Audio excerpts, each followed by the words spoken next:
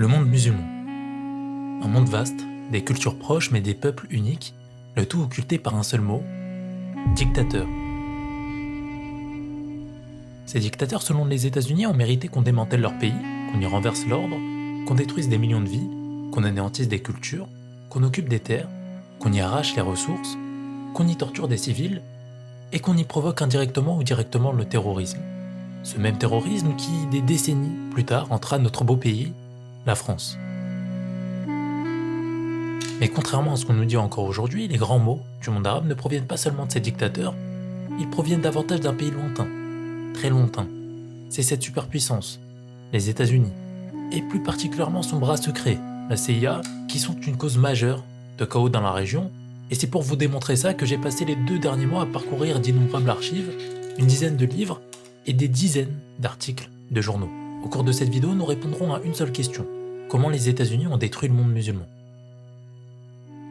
Petit rappel, cette vidéo est l'épisode 2 d'une série où je présente l'évolution des méthodes que les États-Unis emploient afin de réaliser des coups d'État. Comme vu dans l'épisode précédent, entre la fin du 19e siècle et 1948, les États-Unis, pour réaliser des coups d'État, emploient la force brute, sans aucune forme de subtilité. Ils envoient des navires et une armée sur les terres qu'ils désirent, point à la ligne.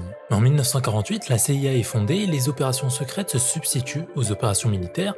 L'idée pour les États-Unis, c'était de pouvoir nier toute responsabilité dans leurs opérations les plus sombres, qu'il s'agisse d'assassinats de dirigeants étrangers ou de campagnes de propagande, cela en préservant leur image de défenseurs du monde libre. Toutefois, dans les années 70, un grave événement va changer le cours des choses, la commission Church. Elle va révéler de nombreuses opérations jusque-là secrètes de la CIA, comme l'opération MKUltra au cours de laquelle des civils américains sont drogués et sujets d'expérimentations psychologiques nombreuses, ou encore les tentatives d'assassinat de dirigeants étrangers comme au Congo ou à Cuba. Depuis les révélations de la commission Church, la CIA a perdu une partie de son autonomie. Ces opérations sont désormais davantage encadrées, régulièrement soumises à des audits et à un contrôle du Congrès américain. En somme, l'agence reste puissante, mais elle n'agit plus avec la même liberté qu'avant. Et même après cet épisode tragique, l'Empire américain, toujours insatiable, garde la CIA comme son arme secrète et va développer encore d'autres moyens pour arriver à ses fins. Des moyens que je vais vous présenter tout le long de cette vidéo, mais avant cela... On en sait un peu plus par ailleurs sur les derniers jours, sur les dernières heures vécues par Saddam Hussein.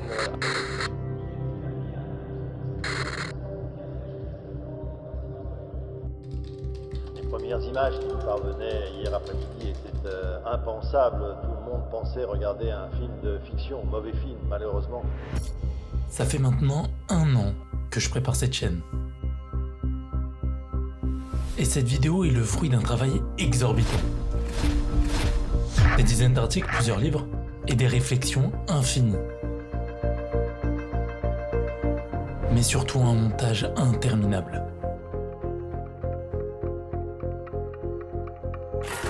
Tout ça, juste pour cette timeline. Et pour pouvoir vous traiter tous les scandales de ces dernières décennies, j'ai pas résisté au fait de mettre toute ma vie entre parenthèses pour faire cette chaîne.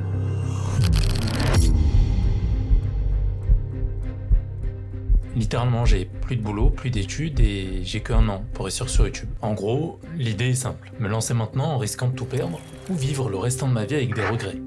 Et comme on dit, tout travail mérite salaire, alors si mon travail te plaît, je te laisse cliquer sur le lien en bio. Ce qui me permettra de vous faire ce que j'ai envie de vous faire le plus vite possible, c'est-à-dire des documentaires à l'étranger. Des vidéos qui seraient à la fois très humaines, comme ce que peut faire un Thibaut Jones en Amérique latine ou au Proche-Orient, mais aussi avec la dimension documentaire qu'on va retrouver chez Arte par exemple. Donc ça va être incroyable. Merci de votre patience et bon visionnage.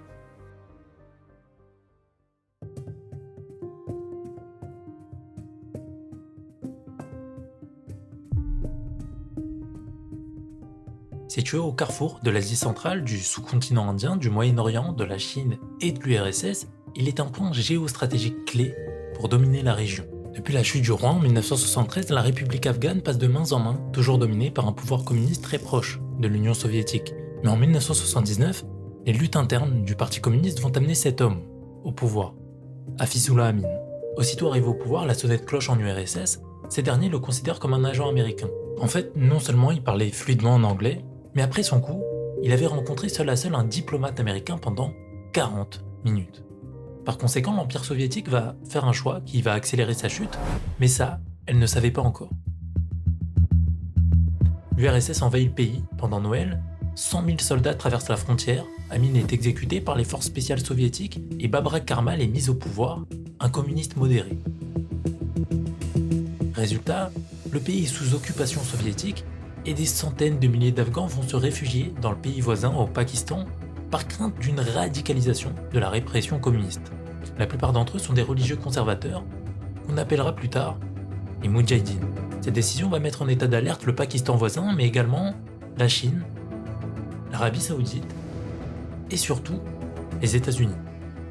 La Chine d'abord parce qu'elle était en conflit froid à l'époque avec l'URSS.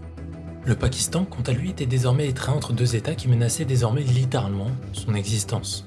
D'un côté, l'Inde, avec qui il lutte depuis son indépendance, de l'autre côté, l'Afghanistan soviétique qui pourrait être amené à soutenir les partis communistes pour les aider à prendre le pouvoir. Mais l'autre chose que le Pakistan craignait de l'URSS, c'est qu'ils soutiennent les mouvements indépendantistes Pashtun et Baloutch afin de diviser et mieux régner sur la région. Enfin, le pays voulait régler le problème de sa crise des réfugiés. L'Arabie Saoudite, de son côté, dont la famille royale est profondément religieuse à l'époque, voyait le communisme soviétique comme une hérésie. De plus, il craignait que les soviétiques ne viennent s'attaquer à eux, d'abord afin de s'emparer du pétrole, mais aussi pour faire s'effondrer le système des pétrodollars. Alors je viens de vous parler individuellement de l'Arabie Saoudite et du Pakistan, mais en fait les deux pays sont très liés, notamment par le fait d'être deux jeunes États musulmans, précaires et peu développés, qui croyaient avec ferveur dans l'importance d'une fraternité musulmane qui ignorait les frontières. C'est du moins les propos du directeur du renseignement pakistanais de l'époque. Et enfin, les Américains, pour sécuriser leur pétrole et parce qu'ils voient une opportunité d'affaiblir l'URSS, vont faire le choix de s'engager davantage dans des opérations clandestines en Afghanistan, et pour cela, ils vont s'allier avec les deux États précédents, l'Arabie Saoudite et le Pakistan. L'alliance va se faire sur les bases suivantes. En Afghanistan, des centaines de milliers de combattants musulmans souhaitent reconquérir leurs terres. Beaucoup d'entre eux sont des réfugiés vivant dans la côte ouest du Pakistan. Ainsi, le Pakistan sera la base qui fournit des combattants dont la formation militaire sera assurée presque uniquement par l'ISI, le service de renseignement extérieur pakistanais. Les Saoudiens, eux, c'est la banque. Ils financent ces opérations, la plupart du temps en livrant les fonds à la CIA et quelquefois en les livrant à des agents pakistanais sur place. Ce fait est corroboré par le directeur des renseignements saoudiens lui-même. Nous ne faisons pas des opérations, nous ne savons pas en faire, tout ce que nous savons faire, c'est signer des chèques. Enfin, les Américains remplissaient deux rôles. D'abord, ils achetaient des armes pour les livrer aux Pakistanais, parmi ces armes le fameux innovateur FIM-92 Stinger. Un lance-roquette spécialement conçu pour frapper des hélicoptères ou des avions de combat à basse altitude. Ainsi, les Américains très vite vont provoquer des pertes lourdes aux Soviétiques, à tel point qu'en 1983, selon le chef de la station de la CIA de Islamabad, Howard Hunt, les fonds investis par la CIA détruisaient du matériel militaire entre 8 à 10 fois plus cher que celui investi par la CIA. En plus de ces armes, ils assuraient également l'entraînement des officiers de l'ISI, qui allaient ensuite entraîner les Moudjahidines. Ainsi, de cette façon, ni les Pakistanais, ni les Saoudiens, ni les Américains n'avaient à affronter les Soviétiques sur le terrain, aucune effusion de sang. Mais au milieu de cette guerre, alors qu'elle est menée à bien pour les Américains, que l'URSS investit des milliards chaque année pour renforcer son assise en Afghanistan, la guerre va prendre une nouvelle tournure, une tournure religieuse. Et pour comprendre ça, il faut que je vous présente deux individus. Le premier, c'est Abdullah Azzam, intellectuel et professeur en Arabie Saoudite. Il publie une loi religieuse en 1984, La défense des terres islamiques, le premier devoir après la foi. Le nom du document dit tout. Il déclare à tous les musulmans du monde entier qu'il est dans leur devoir de défendre les terres islamiques telles que l'Afghanistan. Ainsi, dès 1984, il crée avec un de ses anciens élèves le Bureau des services à Peshawar au Pakistan. Ce bureau a pour but d'accueillir, loger et armer les volontaires arabes venus du monde entier pour mener une guerre sainte contre les soviétiques en Afghanistan. Et l'étudiant avec lequel il ouvre ce centre, vous le connaissez tous. Il s'agit en fait du terroriste le plus connu de l'histoire, le présumé coupable du 11 septembre, Oussama Ben Laden. 17e fils d'un magnat du BTP, Ben Laden hérite d'une fortune colossale qu'il va investir en grande partie dans ce bureau des services. Mais le bureau des services ne lui suffit pas, il désire plus. Il ouvre alors plusieurs bases militaires dans l'est de l'Afghanistan, dans des régions montagneuses, où selon lui-même, des combattants arabes sont entraînés par des officiers pakistanais et américains, des armes étaient transmises par les Américains, et l'argent par les Saoudiens. Ainsi, Abdullah Azzam et Ben Laden vont soutenir ce qu'on appelle les Afghans arabes avec un soutien obscur des renseignements saoudiens et américains. Et dans cette histoire, je vous ai occulté les buts réels des Pakistanais et en particulier celui de cet individu, le dictateur du pays, Mohamed Zia-ul Haq, pour qui la guerre a deux dimensions. D'abord une dimension religieuse, favorisant les groupes rebelles les plus radicaux et détournant une part disproportionnée des armes fournies par les États-Unis vers ces groupes, particulièrement vers le plus radical, Hizb Islami, groupe dominé par Gulbuddin Hekmatyar, qui appellera des années plus tard à un djihad contre les États-Unis. La raison pour laquelle il aidera ces groupes, c'est qu'ils étaient les plus courageux. S'adressant au président Reagan, le dictateur d'Irak, la jeunesse afghane combattra l'invasion soviétique avec les mains nues, s'il le fallait. Alors non, les Pakistanais n'imaginaient pas que leur soutien à ces groupes amènerait plus tard au 11 septembre, mais ils savaient pertinemment que ces groupes étaient hostiles aux Américains. Toutefois, ça n'était pas leur problème. Leur priorité à eux, c'était d'abattre l'hydre soviétique. Ainsi, aussi bien les services saoudiens que pakistanais collaboraient et renforçaient les groupes religieux les plus radicaux qui, en plus que d'abattre l'URSS, renforceraient leur assise géopolitique et idéologique en Afghanistan. Concernant les États-Unis, ils vont financer et armer indirectement des groupes religieux qui finiront, des années plus tard, par menacer directement leur propre sécurité. Mais à l'époque, personne ne voit venir le drame et les Américains n'imaginaient pas qu'ils avaient lancé un boomerang qui leur reviendrait dessus. Du moins, pas la majorité des responsables politiques parce que, pour certains, c'était probablement le but. Mais ça sera le sujet d'une autre vidéo. Enfin bref, ce que Reagan appelait les combattants de la liberté, glorifiés jusque dans les films hollywoodiens aux côtés de Rambo, mèneront leur guerre contre les soviétiques jusqu'à la victoire. La guerre fera près de 90 000 morts du côté des Moudjahidines contre environ 15 000 soldats soviétiques, un déséquilibre permis par l'avantage technologique des soviétiques mais payé très cher, car financièrement, c'est un gouffre. Près de 8 milliards de dollars par an, une charge immense qui va accélérer l'effondrement de l'Empire soviétique. En Russie, on surnommera ce conflit notre Vietnam, une guerre d'usure interminable et dévastatrice. En 1988, Mikhail Gorbatchev met enfin un terme à l'hémorragie. Il signe les accords de Genève acceptant un retrait progressif des troupes soviétiques d'Afghanistan, ce qui à Moscou sera vécu comme une défaite amère, deviendra à Washington la plus grande victoire de la CIA. Mais une victoire à quel prix ? Car dans les années qui suivent, ce qu'on appelait les Afghans arabes, ces volontaires venus du monde musulman combattre les soviétiques, donneront naissance à une nébuleuse de mouvements islamistes armés, notamment en Algérie, en Égypte et en Bosnie-Herzégovine. L'Afghanistan, lui, retombe dans le chaos, une guerre civile sanglante qui finira par porter au pouvoir un nouveau régime, les talibans. Et parmi les vétérans de cette guerre, un certain Oussama Ben Laden, l'homme qui quelques années plus tard planifiera, disons-nous encore aujourd'hui, le plus grand attentat de l'histoire américaine, celui-là même que les États-Unis avaient contribué à armer au nom de la lutte contre le communisme et pour la liberté. Passons désormais au cas de l'Irak. En 2006, Saddam Hussein est condamné à la pendaison.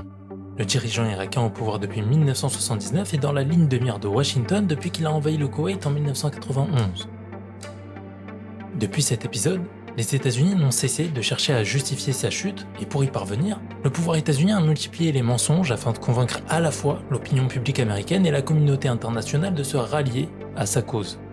Certains de ces mensonges liaient Saddam Hussein à Al-Qaïda, d'autres prétendaient qu'il détenait d'innombrables armes de destruction massive, ou encore des laboratoires chimiques mobiles. Ces mensonges ont d'abord été créés par des renseignements occidentaux, instrumentalisés par des politiques bellicistes, puis reportés par des médias de grand chemin, et cela d'innombrables documents nous le prouvent aujourd'hui. Je vous propose donc de nous aventurer dans une liste de documents présentant pour les uns les mensonges des États-Unis, et pour les autres, leurs véritables intentions. Commençons avec celui-ci. Une rupture nette, une stratégie pour sécuriser l'Empire. Ce document est produit par des responsables politiques et des idéologues américains, et est adressé au premier ministre israélien fraîchement élu de l'époque, Benjamin Netanyahou. En an 1996, et dans ce document, il est recommandé aux leaders israéliens de renverser Saddam du pouvoir irakien, un objectif stratégique d'Israël en soi. Parmi les auteurs de ce texte, on retrouve de nombreux futurs membres de l'administration Bush, ce qui nous amène au second document, 1998. Une lettre est adressée au président américain Bill Clinton par d'innombrables néoconservateurs et politiques.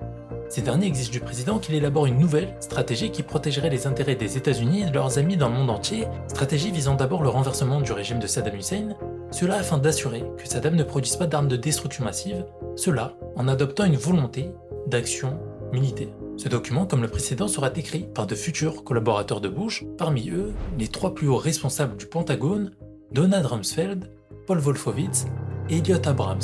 Tous ces individus étaient frustrés des politiques étrangères de Bush père et de Bill Clinton qu'ils trouvaient un peu trop consensuelles, n'étant pas à la hauteur de la tâche de préparer et inspirer la nation à embrasser le rôle de leader mondial. Ceux-là, on les appelle les néoconservateurs, des impérialistes forcenés qui désirent un pouvoir sans partage sur le monde. C'est alors qu'un nouveau personnage réalisera tous leurs souhaits. Son nom, George W. Bush, président élu en janvier 2001, il sera l'idiot utiles des néoconservateurs qui engageront chacune des décisions américaines à l'étranger, et en particulier au Moyen-Orient. Et cela nous amène au troisième document. Janvier 2001, selon le secrétaire du Trésor Paul O'Neill, dès les premiers jours de l'administration, les collaborateurs proches de Bush auraient planifié une invasion de l'Irak. Il évoque même un document intitulé Plan pour l'Irak post-Saddam. Dans le même temps, le vice-président Dick Cheney, surnommé l'homme pétrole, entreprend la création d'un groupe de travail sur l'énergie. Le but de ce groupe était de développer la politique énergétique du pays afin d'aider les entreprises américaines, et c'est précisément ce qu'il va faire. Ainsi, on découvre en mars ces documents. Dans un premier temps, Dick Cheney avait commandé une carte des champs pétrolifères irakiens démontrant son intérêt pour les ressources du pays. Dans un second temps, il établit une liste des compagnies non américaines qui contrôlent les différents champs en question. En parallèle, il entretient d'innombrables rencontres secrètes avec de hauts responsables d'entreprises pétrolières et gazières, comme la vice-présidente d'ExxonMobil et même Halliburton, société dont il fut le PDG et au sein de laquelle il détenait de nombreux intérêts financiers. Ainsi on devine, et cela se confirmera après l'invasion en 2003, que le but de Dick Cheney était d'allouer les ressources pétrolières irakiennes aux multinationales américaines, ainsi que de tirer un bénéfice personnel de toute cette trouble affaire. Comme vous le voyez, dès les premiers mois de l'administration Bush, des responsables déterminés à défier Saddam Hussein ont cherché à placer l'Irak en tête des cibles à abattre. Mais tout ça nous amène à un événement qui va accélérer la course du pouvoir pour la guerre, le 11 septembre. Alors que les tours s'effondrent et sans perdre de temps, toute l'administration Bush s'active afin de lier Saddam à l'attaque. Le New York Times rapporte que Paul Wolfowitz, Lewis Libby et Dick Cheney font pression pour inclure l'Irak sur une liste de cibles avec le but de renverser le président Saddam Hussein. Rumsfeld, de son côté, donne rapidement l'ordre à ses collaborateurs de rechercher des preuves de l'implication irakienne. Il demande des meilleures informations et le plus vite, puis exige de juger si elles sont suffisamment bonnes pour atteindre Saddam Hussein. Le matin de l'attaque, alors que Bush est au téléphone avec le vice-président, il déclare n'en avoir rien à faire de ce que disent les avocats du droit international. Nous allons botter quelques culs. Dans la précipitation des événements, ce dernier réunit une première réunion d'urgence au cours de laquelle Rumsfeld demande pourquoi ne devrions-nous pas aller contre l'Irak, pas seulement contre Al-Qaïda. Ce à quoi Wolfowitz ajoute que l'Irak était un régime fragile et oppressif qui pouvait facilement s'effondrer. Celui qui s'opposera à cette proposition, c'est lui. Colin Powell, secrétaire d'État et désormais un marginalisé de l'administration Bush, administration au sein de laquelle il n'aura de cesse de lutter contre les mensonges des deux responsables du Pentagone jusqu'à ce moment connu de tous, où il pliera le genou au Conseil de sécurité des Nations Unies. Mais cet épisode ne fait aucunement honneur au rôle joué par Colin Powell dans sa lutte contre les néoconservateurs et contre l'invasion de l'Irak, et ça je vous l'expliquerai dans une autre vidéo où je traiterai les véritables causes de cette guerre en profondeur, parce qu'on vous a toujours parlé du pétrole, et c'est un facteur incontestablement décisif dans le choix d'avoir frappé Saddam Hussein, mais c'est pas le facteur premier, et ça, je vous le prouverai dans une prochaine vidéo. Le lendemain de l'attaque, surpris par la complexité de l'opération d'Al-Qaïda, le président ordonne à Richard Clark, coordinateur de la lutte contre le terrorisme de la Maison Blanche, de trouver une liaison entre Al-Qaïda et Saddam Hussein. Richard lui livrera alors une note en réponse, soulignant qu'il n'existe pas de liaison entre les deux, ce à quoi on lui répondra « Veuillez mettre à jour et soumettre à nouveau ». Toujours dans l'idée de lier le dictateur irakien au groupe terroriste, le 19 septembre, Dick Cheney charge le directeur de la CIA d'enquêter sur les liens entre Mohamed Atta, un des pirates du 11 septembre, et l'Irak. Il justifie alors sa demande par un rapport des renseignements tchèques relatant la rencontre entre Atta et un haut dignitaire du régime irakien. Hélas, pour le vice-président, ce rapport fut démenti quasi immédiatement par le directeur de la CIA, George Tenet, et par les services tchèques eux-mêmes. En réalité, les idéologies d'Al-Qaïda et de Saddam Hussein étaient incompatibles. Cela est rapporté par d'innombrables sources, dont un député islamiste jordanien qui rapporte son expérience en prison avec le dirigeant d'Al-Qaïda en Irak, Abu Mossab al-Zarqawi. Quand il était en prison en Jordanie, Abu Mossab ne voulait pas de moi parce que je fais partie de l'opposition, même si je suis musulman. Comment aurait-il pu accepter Saddam Hussein, un dictateur arabe laïque? Et malgré les démentis multiples des renseignements américains, les responsables politiques vont quand même noyer les masses dans l'idée que Saddam était un suppôt du terrorisme. Nous arrivons désormais à ce document en 3 pages. Le 27 novembre 2001, Rumsfeld s'adresse au chef d'état-major du Moyen-Orient exigeant la planification de la décapitation du régime. Il lui propose d'initier une dynamique afin de renverser le régime, cela en concentrant l'attention sur des sites de destruction massive ou encore en sécurisant les champs pétroliers dans tout le pays. En fait, ça va encore plus loin, il propose des choix pour justifier le début de la diabolisation du dirigeant arabe, cela en connectant le dirigeant à l'attaque du 11 septembre ou encore aux attaques d'anthrax qui ont frappé des personnalités politiques et médiatiques dans le même mois. Alors cette attaque à l'anthrax mériterait presque une vidéo à elle seule tant cette histoire est folle. Mais pour faire rapide, quelques jours après le 11 septembre, des sénateurs démocrates et des rédacteurs de médias reçoivent des lettres contaminées par cette bactérie et dans ces lettres, on pouvait lire « Mort à l'Amérique »,« Mort à Israël », Allah est bon. Par conséquent, immédiatement, les autorités, les médias puis le peuple pensent à une deuxième attaque terroriste, mais cette fois-ci, encore pire, une attaque biologique. De là, comme vous le voyez, Donald Rumsfeld propose de connecter l'Irak à cette attaque. Les médias du pays, les uns à la suite des autres, suspecteront également l'Irak d'avoir été derrière cette affaire, mais en réalité, l'individu derrière cette affaire serait selon le FBI, un chercheur américain du département de la défense spécialisé dans les armes biologiques, un certain Bruce Evans, le scientifique à l'origine même du vaccin contre l'anthrax.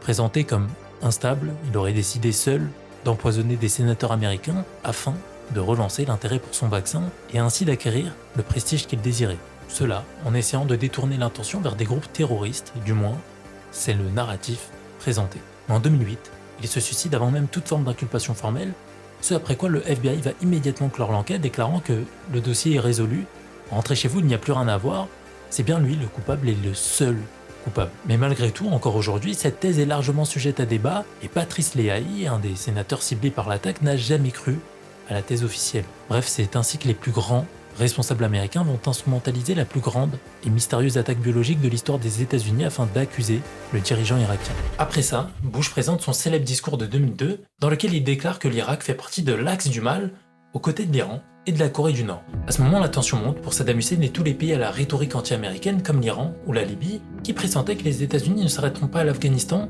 et en l'occurrence, ils n'avaient pas tort. Été 2002, le chef des renseignements extérieurs britanniques rencontre le directeur de la CIA afin de discuter de l'Irak. Résultat de cette rencontre, ce rapport qui nous explique que pour les Américains, l'action militaire était désormais inévitable, Bush voulait renverser Saddam à cause de la conjonction du terrorisme et des armes de destruction massive.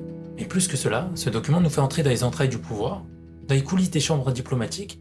On lit alors que le renseignement et les faits sont fixés autour de la politique. Alors dans un monde normal, la politique est la conséquence du renseignement. Typiquement, si les renseignements nous disent que Saddam Hussein a des armes de destruction massive, qu'il est derrière Al-Qaïda ou derrière l'attaque à l'anthrax, alors l'État peut justifier une invasion militaire de son pays parce qu'il est une menace à la sécurité américaine. Mais attention, l'inverse est tout aussi vrai. Si le renseignement ne dit rien, alors les États ne se mettent pas à attaquer hystériquement un pays qui n'est pas une menace. Mais ici, la logique est différente. Les Américains ont un but, ils veulent faire tomber Saddam.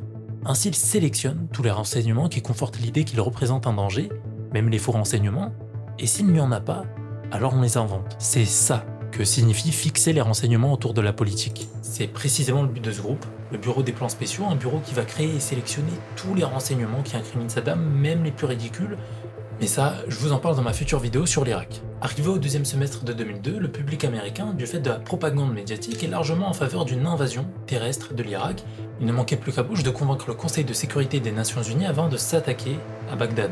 C'est alors que les Nations Unies produisent la résolution 1441. Cette résolution de l'ONU rappelle que le pays risquerait de graves répercussions s'il venait à continuer à violer ses obligations. Problème, pour les Américains, Bagdad accepte la proposition et permet aux inspecteurs en désarmement de rentrer sans condition.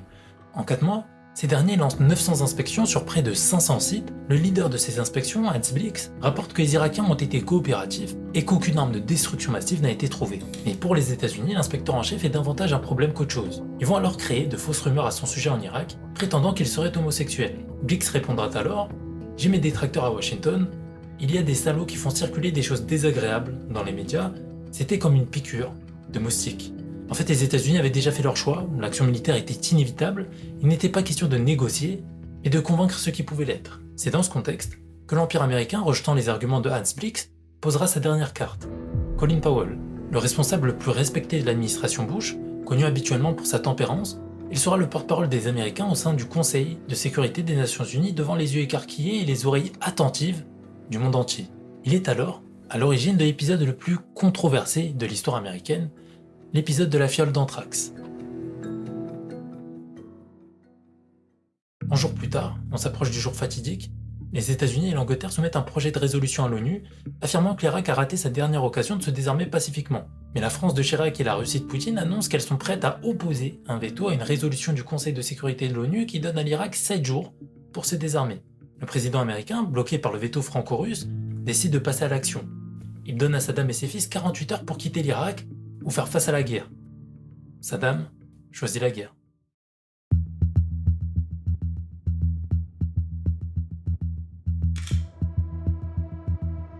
Le 20 mars, ça commence. L'Angleterre et les États-Unis lancent une campagne de bombardement. 3 semaines suffisent aux forces américaines pour prendre la capitale. Près d'1 mois après le début des frappes, le président américain s'adresse à son peuple il déclare « Mission accomplie ». Et 6 mois plus tard, Saddam Hussein est retrouvé par les troupes américaines dans une cave au sud de Tikrit, sa ville natale. Et alors que les États-Unis viennent de prendre Bagdad par la force et le mensonge, qu'ils occupent le pays par la répression en violation totale du droit international, ils donnent à cet individu, Paul Bremer, le rôle de reconstruire un État irakien démocratique, stable et pro-occidental. Sa politique va s'articuler autour de 3 grands axes idéologiques: détruire l'ancien État baassiste, libéraliser brutalement l'économie irakienne, refonder le système politique sur des bases communautaires. En réalité, son projet n'a servi que 3 buts. Le premier, c'était d'anéantir l'État irakien afin de faciliter les 2 buts suivants, celui d'arracher les ressources du pays comme le pétrole sans qu'aucun contre-pouvoir ne puisse s'y opposer. Enfin, le troisième but, c'était de se servir de l'Irak afin d'opérer des opérations massives de blanchiment d'argent.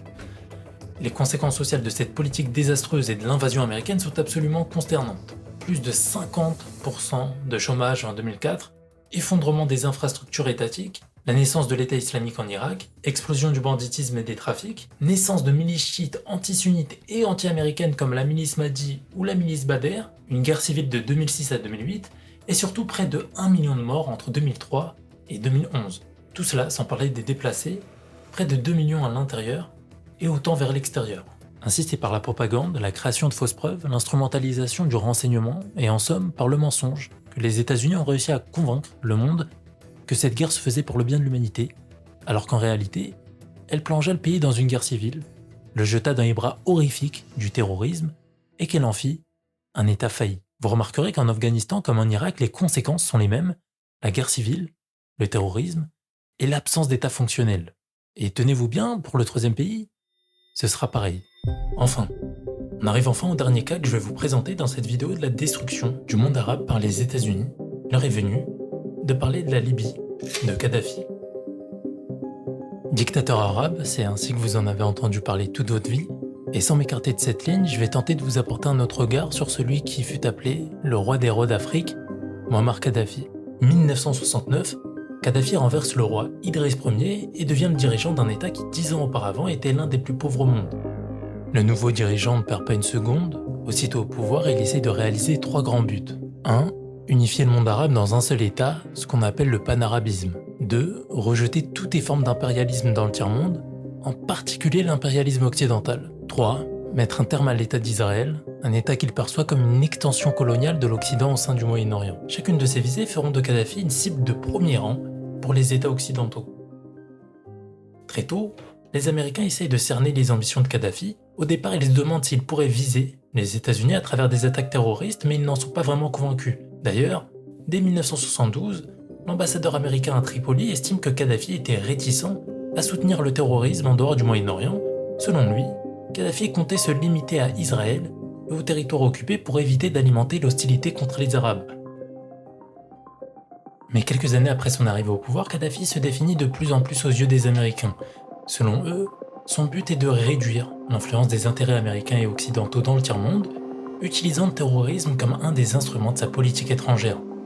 Dans un mémorandum de la CIA datant de 1973, on lit que la politique étrangère de la Libye est entièrement orientée vers la promotion d'une vision claire et directe des intérêts et du destin arabe. Les États-Unis sont perçus par Kadhafi comme le plus grand obstacle à la réalisation de ses objectifs. Et les Américains voient juste. Kadhafi les vise. C'est dans ce contexte que ce dernier va planifier de s'attaquer à certaines ambassades américaines en Afrique à la fin des années 70, comme à Khartoum et en Égypte. Chacune de ces attaques sera toutefois déjouée. Et bien qu'hostile à l'impérialisme occidental qu'incarnaient selon lui les États-Unis et Israël, Kadhafi ne se limitera pas à ces 2 pays. Entre les années 70 et 90, il soutiendra d'innombrables groupes sécessionnistes et terroristes dans le monde entier. Il finance et arme l'IRA en Irlande, l'État en Espagne, les Brigades Rouges en Italie, la fraction Armée Rouge en Allemagne, au Moyen-Orient. Il finance les groupes palestiniens les plus extrémistes comme Abu Nidal, le Front Populaire de Libération de la Palestine, le Fatah, mais pas l'OLP d'Yasser Arafat considéré comme trop conciliant. C'est ainsi qu'il se met à dos le très puissant lobby pro-israélien indo, celui qui commande la politique étrangère américaine au Moyen-Orient depuis les années 80. Au Maghreb, il met en danger la Tunisie de Habib Bourguiba, félicite une tentative d'assassinat contre le roi du Maroc Hassan II et en commandite un autre. Il soutient aussi le Polisario au Sahara occidental et s'attaque à l'Égypte de Sadat puis de Moubarak après les accords de Camp David avec Israël. En Afrique subsaharienne, il soutient le Front National de Libération du Congo contre le dictateur zaïrois Mobutu et soutient des tribus nomades touaregs contre les gouvernements maliens et nigériens. Il s'implante même en Amérique latine où il finance plusieurs centaines de millions de sandinistes du Nicaragua et soutient le groupe terroriste M19 en Colombie. Bref, vous avez compris. Mais là, certains d'entre vous vont penser que c'est simplement un gros détraqué, une sorte de narcissique fou qui désirait créer du chaos dans le monde entier. Et c'est ce que pensaient beaucoup de dirigeants européens de l'époque. Mais en fait, c'est pas aussi simple que ça. Effectivement, quiconque a travaillé sur Kadhafi, c'est qu'il était pris du bris, ce sentiment de surpuissance qui finit par pousser les élites à des décisions irrationnelles et égoïstes. Mais Kadhafi n'était pas que l'hubris. Kadhafi, c'est un anti-impérialiste invétéré qui pensait que partout dans le monde, ceux que les Occidentaux appelaient des terroristes étaient en réalité des résistants, des peuples opprimés qui luttaient pour ce qu'ils considéraient comme leurs droits légitimes. Lui ne les appelait pas terroristes, mais révolutionnaires, et son objectif c'était de soutenir ces révolutionnaires partout dans le monde. Et c'est pour ça qu'en 1972, il va proposer son aide financière à la fois au mouvement nord-américain des Black Panthers aux États-Unis et au mouvement indépendantiste de l'IRA au Royaume-Uni. Et en un sens, ce qu'il faisait, c'était aussi ce que faisaient les Américains. Lorsque lui soutenait l'IRA au Royaume-Uni, les Américains soutenaient des rebelles cubains anti-Castro, ou encore les contrastes contre les sandinistes au Nicaragua. En gros, autant les Américains que Kadhafi soutenaient financièrement et militairement des groupes qui utilisaient la violence pour atteindre leur objectif géopolitique. La seule différence, c'est que souvent, les Américains visaient l'influence géopolitique et les ressources, lorsque Kadhafi, idéologue et idéaliste, visait le recul de l'impérialisme occidental et pas le profit financier. En revanche, bien qu'idéaliste, il n'était pas un bienfaiteur et même, souvent, il sera autant impérialiste que ceux qu'il dénonçait. On le verra par exemple avec le Tchad voisin, qu'il envahira dans les années 80. Bref, Kadhafi devenait, à mesure que les années passèrent, trop instable pour les Américains, et c'est en décembre 1979 que la Libye franchit le pas de trop, lorsque 2000 Libyens attaquent et incendient l'ambassade américaine à Tripoli, dans un contexte de protestation anti-américaine après la prise d'otages à Téhéran. Résultat, le département d'État place officiellement la Libye sur la liste des États soutenant le terrorisme, une catégorie nouvellement créée cette année-là. Et seulement un mois plus tard, le plus grand malheur auquel Kadhafi aurait pu penser arrive au pouvoir. Ce malheur, c'est lui, Ronald Reagan, président nouvellement élu, et dont un des buts sera d'abattre Kadhafi. Et alors que son secrétaire d'État déclare qu'il est un cancer à éliminer, la CIA prévoit de renverser Kadhafi par une campagne de désinformation, la création d'un contre-gouvernement et le soutien d'une campagne paramilitaire à travers le soutien à des rebelles.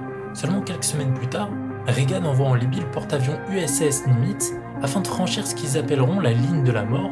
Cette ligne avait été tracée par Kadhafi en 1974 afin de revendiquer l'ensemble du golfe de Sirte. En réalité, selon le droit de la mer international, notamment la Convention de Genève de 1958, un État côtier ne peut revendiquer que 22 km d'eau territoriale. Or, le golfe de Sirte fait environ 480 km. Ainsi, les Américains étaient en droit d'y entrer, bien qu'ils l'aient fait pour provoquer Kadhafi, et ça tombe bien pour eux, ça a marché. 2 avions libyens ont tiré sur des avions américains, les avions américains ont riposté et abattu l'avion libyen attaquant. Cet épisode est une humiliation complète pour Kadhafi, à qui les Américains voulaient rappeler qui domine sur le terrain de la force. Cela va radicaliser davantage Kadhafi dans sa lutte anti-américaine. Kadhafi y répond par des menaces médiatiques, Reagan surenchérit avec l'interdiction d'importation du pétrole libyen vers les États-Unis, ce à quoi répond Kadhafi en déclarant que des équipes de commandos terroristes seraient disposées dans les États-Unis afin d'assassiner Reagan. Surpris, Reagan écrit dans son journal personnel « Nous avons reçu un rapport des services secrets indiquant que Kadhafi aurait déclaré à d'autres personnes qu'il avait l'intention de me faire assassiner. C'est une sensation étrange que de savoir qu'un contrat a été posé sur sa propre tête. » 1984, Kadhafi surenchérit encore « Nous sommes capables d'exporter le terrorisme au cœur des États-Unis. » Mais pendant que Kadhafi aboie, les Américains agissent dans l'ombre, et la CIA, avec le soutien financier des Saoudiens, soutiennent un groupe d'assassins dirigé par l'ancien général de Kadhafi Mohamed Youssef Magarief dans le but de renverser Kadhafi, mais le coup échoue.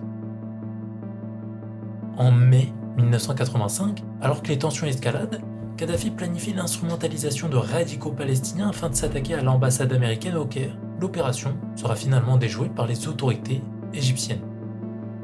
C'est à ce moment-là qu'à Tripoli, une idée bien plus ambitieuse germe, Si frapper les intérêts américains à l'étranger devient compliqué, alors il faut trouver un moyen de s'approcher directement des États-Unis et de leurs dirigeants. C'est dans cet esprit que les services secrets libyens imaginent un projet digne d'un film, créer un groupe, présenté officiellement comme une organisation d'aide aux étudiants libyens, chargée de les accompagner dans leur vie académique et personnelle aux États-Unis, alors qu'elle servira en réalité de couverture à des opérations secrètes. Ces espions avaient 3 buts précis: récolter et transmettre un maximum de renseignements sur les États-Unis à la Libye, assassiner les hauts responsables du gouvernement et soutenir des groupes radicaux dans le pays. En 1987, on apprend qu'un des agents libyens a réussi à fournir les noms, adresses et numéros de près de 1000 employés fédéraux de l'armée et des renseignements. Mais malgré certaines fulgurances de ces agents, Kadhafi ne réussit pas à rendre les coups que Reagan lui assénait. En 1986, les choses vont même empirer pour lui lorsque les Américains l'accusent d'avoir commandité l'attentat d'une discothèque de Berlin-Ouest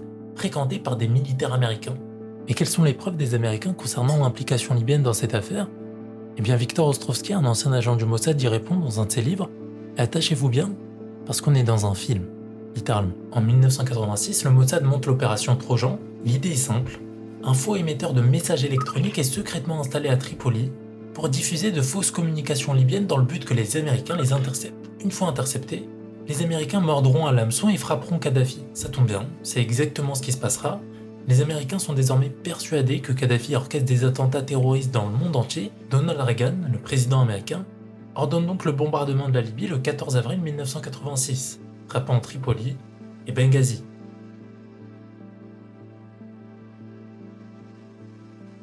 Cette attaque, fondée sur une désinformation israélienne, marque l'un des plus grands succès du Mossad, mais aussi l'un des choix les plus controversés de Reagan, qui, croyant riposter au terrorisme, devient en réalité l'instrument d'une manipulation géopolitique.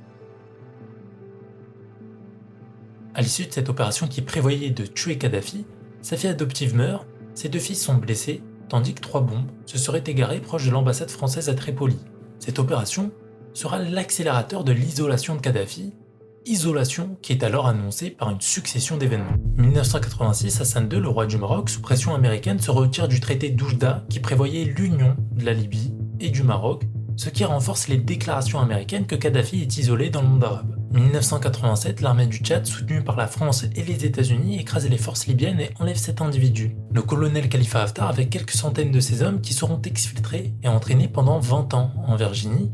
Ils seront entre autres réutilisés en 1990, où ils tenteront une offensive contre les forces de Kadhafi avant d'être humiliés et d'être envoyés au Nigeria par l'armée de l'air américaine. Le prix du pétrole dont la Libye dépend fortement ne fait que chuter, divisé par 4 entre 1980 et 1987. Pour ne pas l'aider, l'an qui suit, l'épisode de l'attentat de Lockerbie survient. Cet attentat est connu comme le plus meurtrier de l'histoire du Royaume-Uni. Ce jour-là, un avion se disloque et s'écrase sur l'Écosse, après une explosion commanditée selon le FBI et la justice écossaise par nul autre que le colonel Kadhafi. Après maintenant près de 30 ans passés, d'innombrables zones d'ombre planent au-dessus de l'enquête et de son verdict. Si vous voulez une vidéo sur le détail de cette affaire, n'hésitez pas à me le demander en commentaire.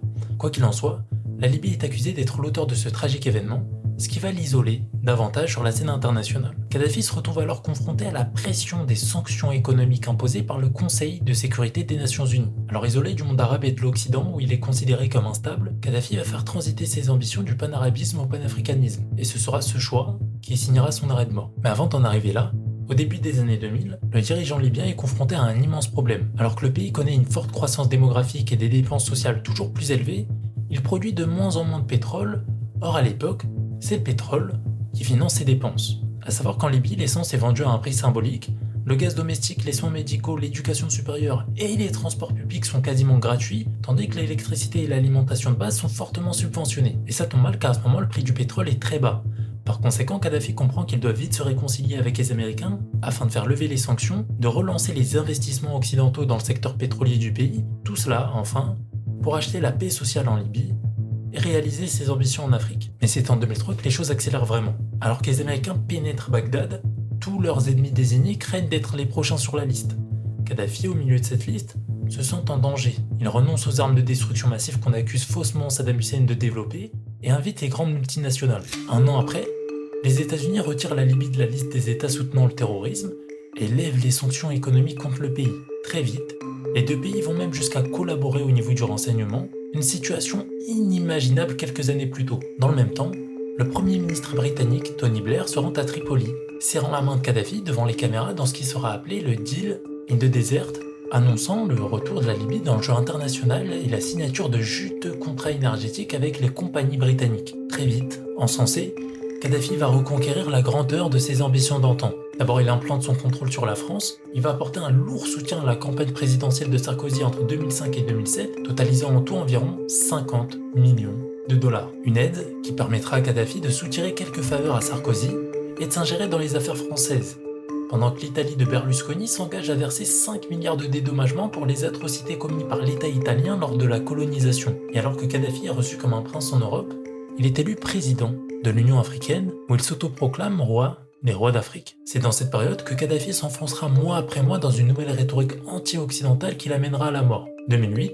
sommet de la Ligue arabe, il critique l'alignement des Arabes sur l'invasion de l'Irak et sur le laisser-faire de ces derniers au sujet de la pendaison de l'ancien dirigeant irakien. 2009, il présente son projet d'États-Unis d'Afrique avec une force militaire africaine conjointe, une monnaie unique et un passeport africain qui leur permettrait de voyager librement au sein du continent. La même année, il envisage de renationaliser le pétrole aux mains des sociétés américaines et européennes, cela tout en se rapprochant de la Russie et de la Chine. Et pendant qu'il prévoit de limiter sa collaboration avec le vieux continent, notre service de renseignement extérieur, la DGSE, fera une découverte qui signera la fin de Kadhafi. Ce dernier prévoyait de lancer une monnaie dans l'Afrique francophone qui utiliserait l'or comme collatéral. Cette nouvelle monnaie aurait été une menace sans équivalent pour le franc CFA produit par la France qui reste un des derniers et ultimes moyens de contrôle que la France détient sur ses anciennes colonies. Et Kadhafi était à 2 doigts de la détruire. Mais hélas pour le dictateur, la fin se rapproche quand la DGSE découvrira 143 tonnes d'or à la frontière entre la Libye, le Tchad et le Niger. Une découverte qui, selon un proche collaborateur de Hillary Clinton, fut l'un des facteurs ayant influencé la décision du président Nicolas Sarkozy d'engager la France dans l'attaque contre la Libye. De là, la France s'engage pleinement dans la lutte contre la Libye, une lutte d'abord politique. Ils soutiennent la formation d'un groupe opposé à Kadhafi, le Conseil national libyen, que la DGSE soutient depuis sa formation, avec des financements et des conseils. En échange de cette aide, les Français attendaient qu'une fois au pouvoir, ce nouveau gouvernement libyen favorise les intérêts des firmes et de la nation française, en particulier dans le secteur pétrolier. Mais le souci pour les Français, c'était que cette organisation n'était pas en capacité d'opérer un coup militaire à elle seule. Du moins, pas encore. Oui, car les Français vont jouir du pouvoir américain, celui d'embraser des foules, celui de subvertir les masses, celui qu'ils vont utiliser lors du printemps arabe. Alors à l'origine, le printemps arabe trouve source dans un mécontentement populaire à une époque où le chômage gronde, l'économie stagne et la corruption est à son comble. C'est dans ce contexte qu'un jeune Tunisien, écrasé sous le poids de l'anxiété, se suicide, un suicide qui embrasera tout le pays, puis tout le monde arabe. C'est là qu'interviennent les Américains. Tout le long des années 2000, ils forment et financent de nombreux groupes civiques, notamment en Serbie, en Égypte ou au Kenya. Ainsi, ils vont démettre par proxy des dirigeants comme ce fut le cas pour le président égyptien Ben Ali, dont la chute est l'œuvre d'un groupe de jeunes activistes, le mouvement des jeunes du 6 avril, financé par des institutions américaines dont je vous parlerai dans le 3e épisode de cette série, des coups d'État américains. Mais qu'en est-il de la Libye ? Eh bien, elle n'a pas été épargnée par le printemps arabe. Des manifestations ont éclaté à travers le pays, en particulier à l'est, loin de la capitale, dans la région qu'on appelle la Cyrénaïque, bastion de tribus révolutionnaires. Dans les journaux français, anglais et américains, l'ampleur de ces révoltes populaires a souvent été largement exagérée, la dimension militaire d'une grande partie de la rébellion est en grande partie occultée, et les actions de Mouammar Kadhafi sont présentées comme une véritable boucherie humaine. Et certes, les forces de Kadhafi agissaient avec une violence considérable, des tirs de sniper ou des bombardements d'artillerie contre des rebelles armés dans des zones civiles. Cependant, et c'est important de le souligner, les évaluations initiales du nombre de morts ont souvent été exagérées. Barack Obama déclare par exemple que Kadhafi avait lancé une campagne militaire contre le peuple libyen, les hôpitaux sont attaqués, les journalistes sont arrêtés, abusés sexuellement puis tués. Certains vont même jusqu'à parler de viols systématiques engagés par l'armée libyenne. Pendant ce temps, Sarkozy va comparer les actions du dirigeant libyen au génocide de Srebrenica en 1995. Alors, c'est déplorable, mais pour commencer, encore aujourd'hui, personne n'est capable d'établir si c'est l'armée libyenne ou les rebelles qui sont à l'origine de ces morts civiles. De plus, si Kadhafi frappait sans discernement les civils, comme le déclaraient Sarkozy ou Obama, les femmes représenteraient environ la moitié des victimes, alors qu'ici, en l'occurrence, c'est près de 2% des victimes. La réalité est toutefois tout à fait différente sur le terrain. Prenons la ville de Misrata par exemple, 3e plus grande ville de Libye, 400 000 habitants. En février 2011, les forces de Kadhafi prennent la ville en luttant contre les rebelles armés.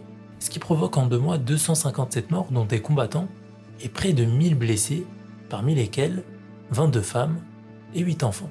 Donc comparer les actions de Kadhafi avec ce qui se passait au Rwanda, au Darfour, au Congo ou encore en Bosnie, c'est une aberration sans nom quand on connaît ces épisodes tragiques de l'histoire de l'humanité. Et ça, on a un document qui nous l'illustre parfaitement, un document produit par le Parlement britannique en 2016. Voici ce qu'il dit. Nous n'avons trouvé aucune preuve indiquant que le gouvernement britannique ait procédé à une analyse appropriée de la nature de la rébellion en Libye. Il n'a pas pu vérifier la menace réelle que représentait le régime de Kadhafi pour les civils. Il a pris au pied de la lettre certains éléments de la rhétorique de Muammar Kadhafi et il n'a pas su identifier la composante extrémiste islamiste militante de la rébellion. La stratégie britannique reposait sur des hypothèses erronées et une compréhension incomplète des preuves. Bref, les manifestations populaires et rébellions armées sont vite matées et très vite la France s'implique. Sarkozy, comme il l'avait promis, reconnaît le Conseil national libyen comme l'autorité légitime de la Libye, alors même que cette dernière ne jouit comme seule légitimité que d'avoir été formée par le soutien de la France et d'avoir comme membre 2 anciens ministres libyens. Mais l'ancien maire de Neuilly ne s'arrête pas là et joue également un rôle déterminant pour convaincre l'Angleterre et les États-Unis de mener une intervention rapide. Tout ça sous les recommandations du célèbre philosophe autoproclamé Bernard-Henri Lévy, à qui Sarkozy dira qu'il fallait prendre des libertés avec la loi internationale pour préparer l'offensive libyenne avant même son acceptation par l'ONU. Tout ça pour abattre ce qu'il considérait comme une menace à la sécurité financière du monde entier, défendant ainsi le dollar et la suprématie financière américaine sur le monde, plutôt que la multipolarité du monde et la défense première des intérêts sécuritaires français et européens. Dans le même temps, il ordonne à la DGSE de soutenir les rebelles à l'est du pays. La CIA, elle, récolte des renseignements pour des frappes aériennes sur Kadhafi et charge le général Haftar, qu'elle a hébergé et entraîné pendant 20 ans, de gérer certaines forces rebelles. Concernant les renseignements anglais qui avaient soutenu un attentat contre Kadhafi en 1996, ils soutiennent également les rebelles. Et alors que le pays voit une montée de la rébellion soutenue par les renseignements occidentaux, le Conseil de sécurité des Nations Unies vote une nouvelle résolution qui autorise toutes les mesures nécessaires pour protéger les civils et les zones habitées par des civils. Rapidement, l'opération de protection s'est transformée en campagne de changement de régime. C'est ainsi que la France, accompagnée par les forces de l'OTAN, fera tomber celui que Reagan appelait le chien fou du Moyen-Orient. Le résultat de cette opération, c'est comme pour l'Afghanistan et l'Irak, une guerre civile qui dure des années, voyant s'affronter 2 gouvernements.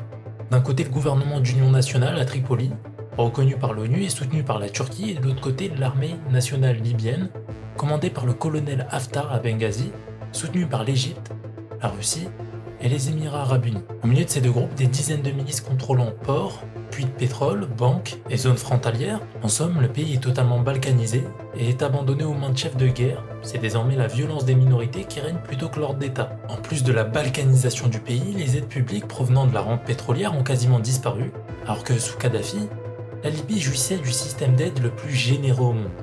Pire encore, la Libye est aujourd'hui un pays où demeure la vente d'esclaves noirs africains, souvent des migrants d'Afrique subsaharienne qui traversent le pays pour atteindre l'Europe. En 2017, une enquête de CNN filme et révèle une véritable vente aux enchères d'hommes noirs réduits à l'esclavage, parfois pour moins de 400 $.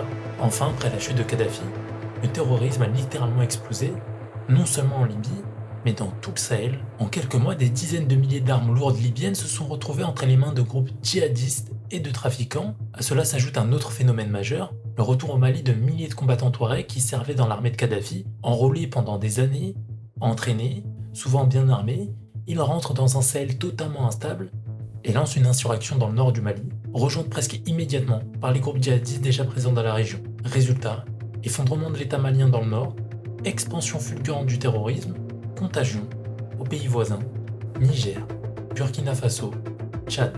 En moins de 2 ans, le conflit libyen est devenu l'un des principaux accélérateurs du terrorisme sahélien, un effet domino que personne n'avait anticipé ou voulu assumer.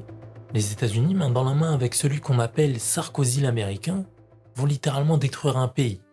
C'était l'histoire de Kadhafi. Donc, pour conclure, vous aurez remarqué que les États-Unis, pour défendre leurs intérêts géopolitiques, monétaires ou idéologiques, sont prêts à soutenir le terrorisme, à détruire des États, à soutenir des minorités contre leurs dirigeants, et surtout à produire des narratifs monstrueux pour justifier leurs actions. Et cela, qu'importe les conséquences long terme, tant que ça sert les intérêts présents. En Afghanistan, en Irak, en Libye, le passage des Américains semait un tel trouble qu'elle transforma le sol de ces pays en un terrain fertile pour le terrorisme islamique. Il faut le savoir, mais avant la mort de Saddam Hussein, le terrorisme était minoritaire en Irak. Avant la mort de Kadhafi, le terrorisme était quasiment inexistant en Libye. Et même si ces deux hommes et leur régime ont été fortement autoritaires contre leur population et surtout contre les possibles contre-pouvoirs de leur pays, cela justifie-t-il de broyer le droit international? Cela justifie-t-il de réprimer ces populations avec une plus grande dureté que celle qu'elles avaient connue auparavant? De remplir de sang l'histoire de ces pays? Cela justifie-t-il de provoquer des millions de déplacés? De faire d'États fonctionnels des États faillis? Cela justifie-t-il de manipuler les médias avec des renseignements plus mensongers les uns que les autres afin que les peuples occidentaux soutiennent la dévastation des peuples du Sud? Et après tout ce que je vous ai dit, une dernière question se pose. Est-ce que cette politique guerrière menée par les États-Unis est le résultat de la bêtise des administrations successives ou le résultat d'un projet politique intentionnel de destruction du monde arabe? Eh bien ça, j'y répondrai dans une autre vidéo. D'ici là, prenez soin de vous.